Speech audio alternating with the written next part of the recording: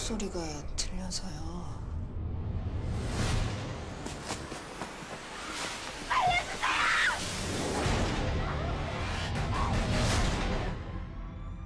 넌 정신 나간 아파트 한복판에서 본 사람도 있을 거 아니야.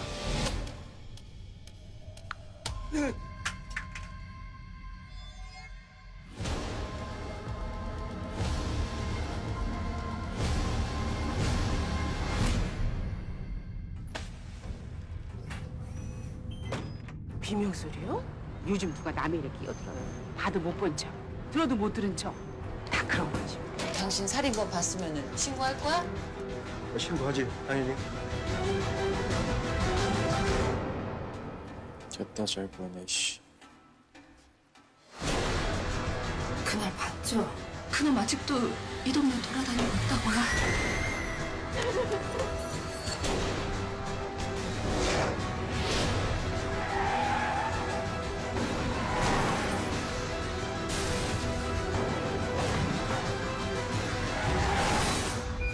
그놈 모자.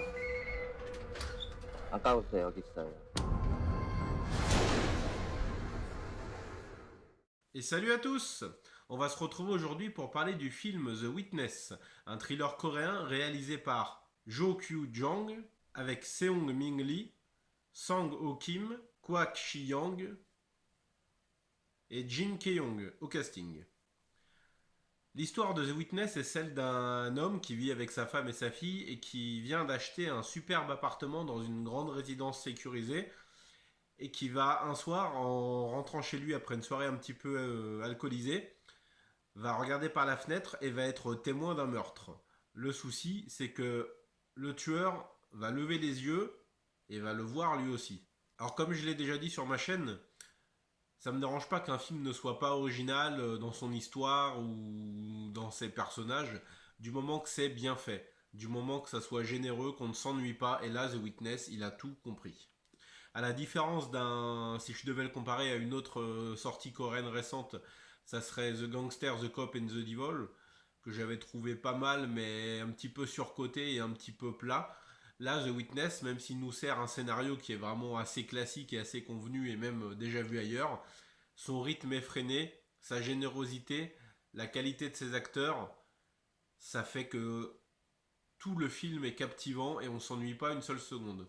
Je dis pas que les acteurs étaient mauvais dans The Cop, The Devil and The Gangster, j'ai peut-être inversé. Mais là, The Witness, c'est un petit peu un espèce de résumé de ce que je pense et de l'avis global que je donne sur ma chaîne. C'est-à-dire que malgré un scénario convenu et vraiment déjà vu, on peut tout à fait obtenir, et c'est The Witness qui va nous offrir cet exemple parfait, avec un scénario convenu, un résultat formidable.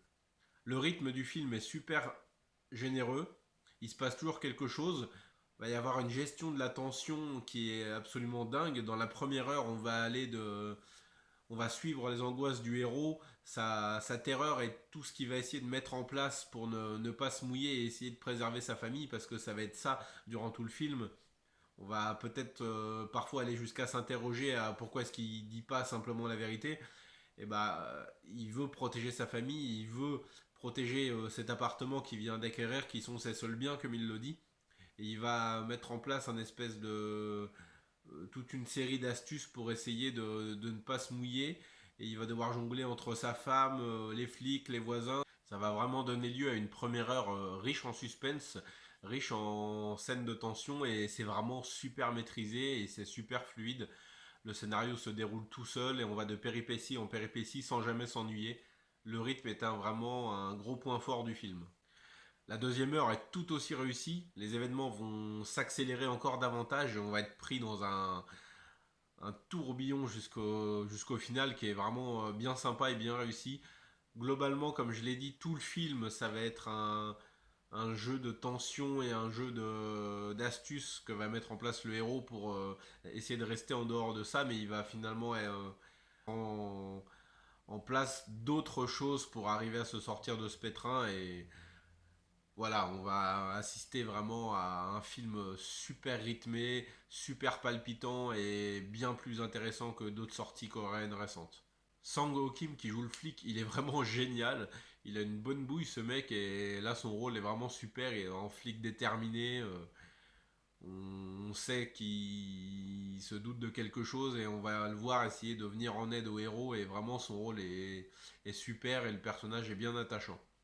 Je mettrai un petit bémol sur le tueur qui s'avère, bon, au final, voilà, un tueur dont on connaîtra pas grand chose encore une fois.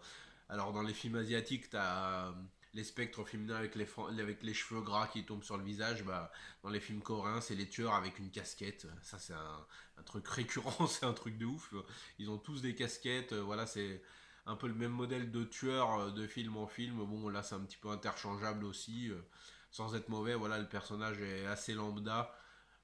Et voilà, on n'en apprendra pas davantage sur lui. Bon, ça reste une menace crédible. Techniquement, le film est bien réalisé, hein, c'est propre, la photographie est superbe.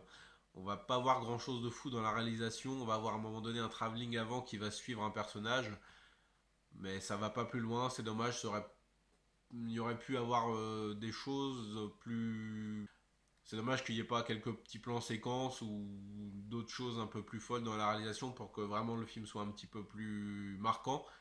Mais bon, malgré tout ça, c'est techniquement super, il y a absolument aucun problème. Bref, vous l'avez compris, pour moi, The Witness, c'est vraiment un très très bon film, un très bon thriller, bien palpitant, bien rythmé. Il est super bien joué, il est super intense. Ça va soulever pas mal de questions, notamment dans les scènes finales sur l'individualisme et la vie en société. Oui, on vit tous en société, mais est-ce qu'au final on est prêt à s'aider les uns les autres? Ça, c'est une des questions du film. Voilà, je vous invite grandement à voir The Witness. Si vous l'avez déjà vu, laissez-moi un petit commentaire pour me dire ce que vous en avez pensé. Si vous projetez de le voir, n'hésitez pas à venir me faire un retour, on en discutera. Et voilà, je vous dis à très bientôt et regardez du cinéma asiatique, vous savez que ça déchire.